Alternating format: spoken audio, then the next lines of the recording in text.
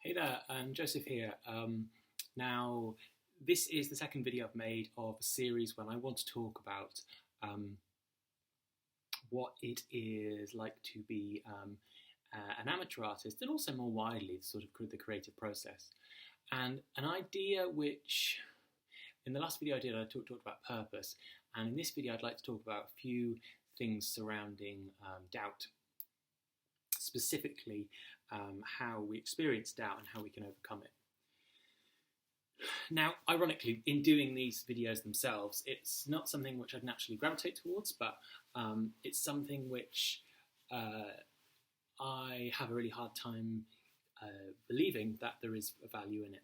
But there is also a competing voice in my head which says, no, give it a go. It might have some sort of value for someone. So, which voice do I trust? And I think that the question of which voice do you trust can really be seen most clearly in the idea of creative writer's block. Now, I was recently listening to a podcast with Annie Clark of St. Vincent. It's on a really good interview on a podcast called Soda Jerker. And on that podcast, she put forward the idea that writer's block actually, although we commonly believe that writer's block is the inability to come up with ideas, what actually writer's block is the ego or the self being too judgmental. It's not allowing ourselves to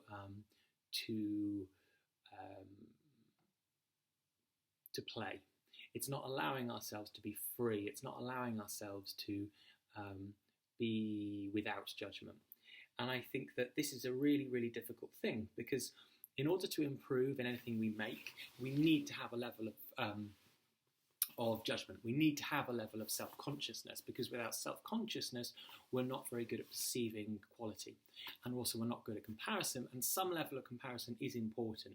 We need self-consciousness in order to reach a higher level in what we're doing. And that could be in terms of the craft, that could be in terms of perceiving the worth of a piece of work in terms of how well it's put together, basically.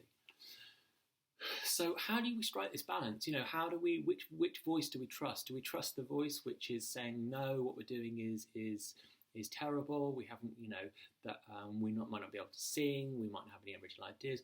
Or do we trust the voice which tells us just to go for it? And I think this is a kind of constant battle.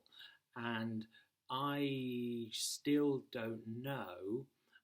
I have a really weird thing where often I'll sort of get this weird feeling that actually all my life I've been suffering under a delusion that I can in any way make music, that actually I can't, and I've somehow got the idea wedged in my head that I can, that I've got some skill for it, and that really I don't, and that everyone else knows that I don't, and that